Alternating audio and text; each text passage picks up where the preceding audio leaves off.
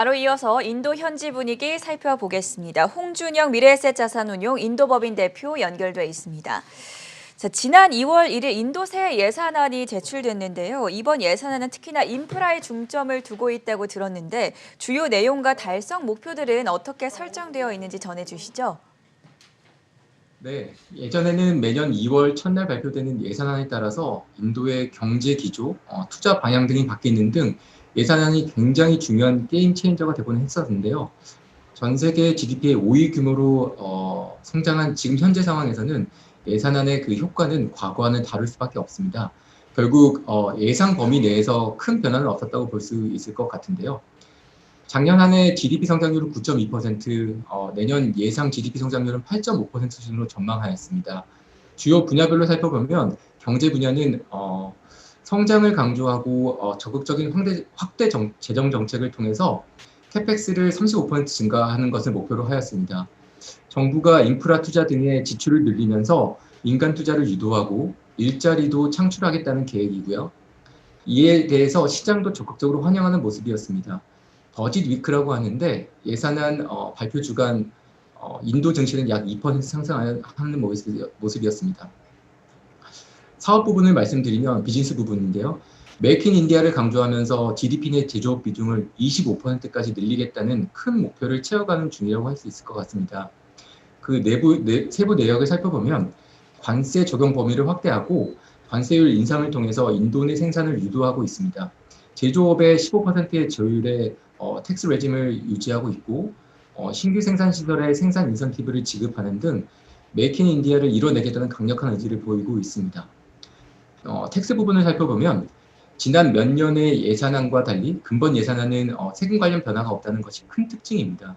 이미 인도는 2018년 GST로 단일화된 시장을 만들었고 19년 30% 수준이던 법인세를 22%로 인하하였고 그 화폐 개혁 등을 통해서 세수의 투명성을 높이는 등 이미 세제 관련 개혁들은 상당 부분 진행했었기 때문에 근본 예산안에서는 큰 변화가 없었다고 볼 수 있을 것 같습니다. 역대 최대치의 정부 지출 예산인 631조 원을 세부적으로 살펴보면요. 먼저 정부 운영 비용이나 보조금으로 사용되는 수익적 지출 부분은 전년 대비 마지널하게 증가하는 모습입니다. 그렇지만 미래 투자로 연결되는 자본적 지출 부분, 즉 캐펙스 부분은 전년 대비 35% 증가하였습니다. 이 부분에 대해서 조금 더 깊이 살펴볼 필요가 있는데요. 자본적 지출은 인프라 투자 등 사회 간접 시설 투자로 사용되고 있고요. 이는 인도 전반의 생산을 향상시킬 것입니다. 그래서 생산성을 향상시킬 것인데요. 이 과정에서 일자리 창출은 물론이고 민간 투자 또한 유도되어서 미래의 기업 이익의 바탕이 될 것이기 때문에 매우 긍정적인 부분이라고 판단되어집니다. 예, 근본 예산안을 결국 요약하자면 성장 기조를 유지하면서 정부 투자를 늘리고 민간 투자를 유도하는 캐펙스 투자, 이를 대폭 확대하여 미래 성장을 준비하겠다는 것이 근본 예산안의 핵심 골자라고 볼 수 있을 것 같습니다. 지금 말씀해 주셨던 예산안에는 아무래도 재정 적자폭이 확대되는 등 정부 부채의 증가가 우려되는 사안인데 이렇다 보니까 인도 채권 시장에도 영향을 있을 것 같습니다. 채권 시장 동향은 어떻습니까? 그 정부 세수가 전년 대비 24% 상승하였음에도 불구하고 약 240조 원의 정부 부채의 증가는 당장 채권 시장의 수급에 부담으로 작용하였습니다.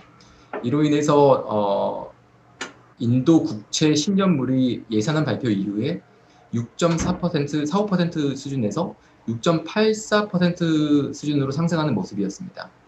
하지만 미국 등 G7 국가와 달리 소비자 물가 지수가 5% 중반으로 유지되는 점에서 인도 중앙은행 목표치인 4% 플러스 마이너스 그 레인지 안에 들어와 있는 부분이 있거든요. 이런 부분에서 내일 10일이죠. 내일 예정된 인도 통화정책회의에서도 중앙은행의 스탠스가 정부의 완화적 기조와 보조를 맞출 것이라는 게 시장의 중론이긴 합니다. 그런 만큼 채권 금리는 박스권 안에서 안정적으로 움직일 것으로 전망되고 있습니다. 그러나 글로벌 금리 인상 속도와 원유 가격 상승으로 인해 인플레이션 상승 가능성을 고려할 때 이러한 리스크 요인들을 고려할 필요는 있을 것 같습니다.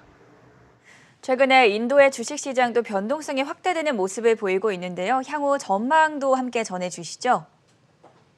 최근의 조정은 인도 내부보다는 글로벌 시장에서 그 이유를 찾는 것이 맞다는 판단인데요. 페드발 금리 인상, 밸런스 축소 우려 등에 따라서 글로벌 증시가 흔들렸고 이 흔들림에 자유롭지 못했던 게 사실이고요. 글로벌 자금 흐름 또한 지난 2년 가까이 상승한 인도 시장에서 이익 실현 매물이 주로 나오면서 가치 수준으로 떨어진 중국으로 들어가는 즉 다시 말하면 인도셀, 중국 바이의 모습이 주요 원인이었다고 할 수 있었습니다. 실제 1월 외국인 투자 자금은 약 3.8 빌리언 달러가 유출되면서 내수 투자 자금이 2.4 빌리언 달러가 유입되었고요. 그러면서 이 자금 유출을 좀 흡수하는 모습이었습니다.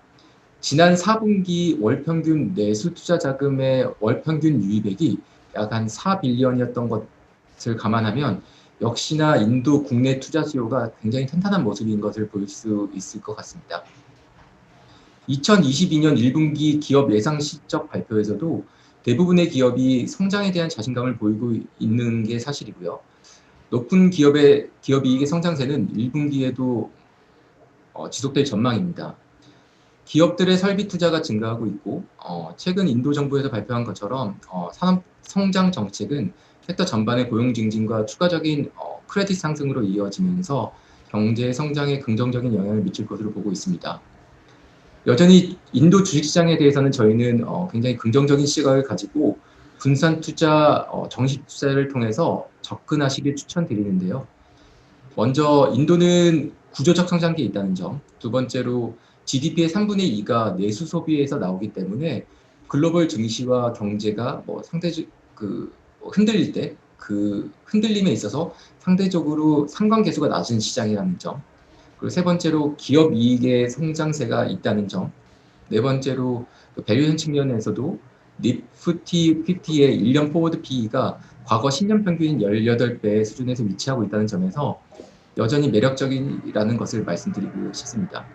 장기적인 관점에서 인도 시장은 투자자분들의 어떤 포트 내에서 성장주 역할을 해줄 것입니다. 그렇기에 앞으로도 페드 등 글로벌 시장의 조정이 발생 시 인도 주식 포지션을 늘려나가는 것이 좋은 전략이 될 것이라고 저희는 판단하고 있습니다.